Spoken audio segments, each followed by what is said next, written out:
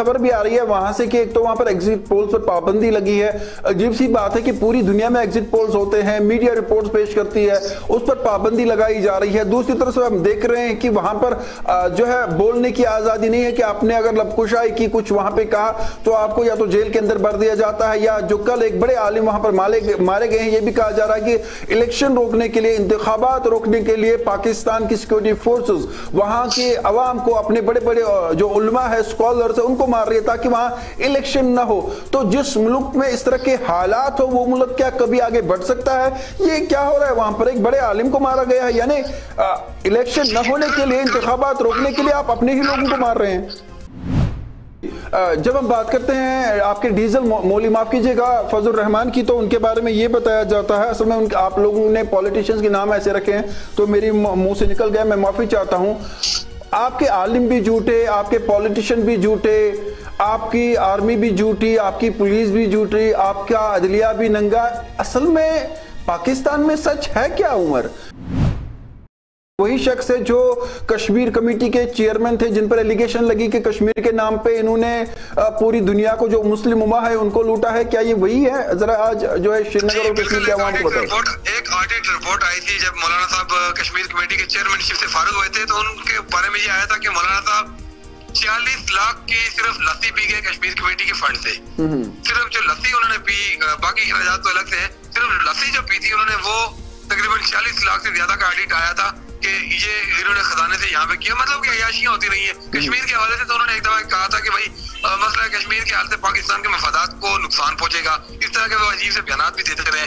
जब सियासत आती है, जब मतलब इलेक्शन आते हैं, उस वक्त इनको कश्मीर भी याद आता है, उस वक्त इनको इस्लाम भी याद आता है, फलस्तीन भी याद आता है। जब नहीं होता तो ये जाके इसराइल के साथ में बैठे होते हैं, कभी उनके हमायतियों के साथ में बैठे होते हैं। तो यहाँ पे सब अपने मफादात के लिए लगे हुए हैं, इब्न अल वक्त हैं और मौका पर सियासतदान, अगर आप इनको कहें तो गलत ना होगा।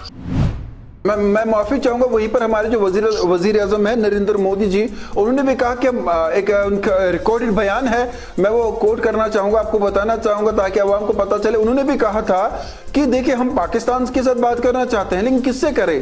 पाकिस्तान के वजीर आजम से करें, पाकिस्तान की आर्मी से करें, पाकिस्तान की जो डिक्टेटरशिप है उनसे बात करें, पाकिस्तान की अदलिया से बात करें, मैं किससे बात करूं? ये उन्होंने कहा था और ये साबित हो गया। ये तब उन्होंने बात की थी जब वहां पर जो आपके इमरान खान जो है प्राइम मिनिस्टर थे, तो वो बात करना चाहते थे, लेकिन उन्होंने एक सवाल एक निशान उठाया और आप देखिए कि वो बात साबित भी हुई। किससे बात करे ये मुल्क उमर? देखिए यहाँ पे इस वक्त असल में जो सबसे बड़ा जो इसमें इशू है ना, जो कश्मीर के नाम पे जो ठेकेदारी सिस्टम चल रहा है, खास करके जिसको हम बेस कैंप का नाम देते हैं, आजाद कश्मीर का नाम, जो पाकिस्तान जेर इंतजाम कश्मीर है। अब वहाँ के जो लोग हैं उन्होंने कश्मीर को सिर्फ कमर्शियल मंडी बना के रखा हुआ है। वो सिर्फ कश्मीर के नाम पे बिजनेस कर रहे हैं, वो सियासत कर रहे हैं, उनके पास कश्मीर के अलावा बेचने के लिए कुछ है ही नहीं। तो यहाँ पे तो ना तमाम तासर जाके वहां पे ही खत्म हो जाते हैं। आपको नहीं लगता है कि पाकिस्तान में सच में जो है वो इंतखाबात नहीं होने चाहिए? क्योंकि मुआशी तौर पर मैं उमर, मेरा सवाल सुने। आपको नहीं लगता कि पाकिस्तान में इंतखाबात नहीं होने चाहिए क्योंकि मुल्क जो है पूरी तरह से डिफॉल्ट हो चुका है? आप किसी को जो है एक्सपोर्ट कर दे, इंपोर्ट कर दे, फिर उसको ट्रेनिंग लेके वहां पर बिठा दे अपनी कुर्सी पे, तो क्या जरूरत है इलेक्शन? जहां आवाम पिस रही है, जहां आटा नहीं मिल रहा, जहां इंटरनेट फैसिलिटी नहीं है।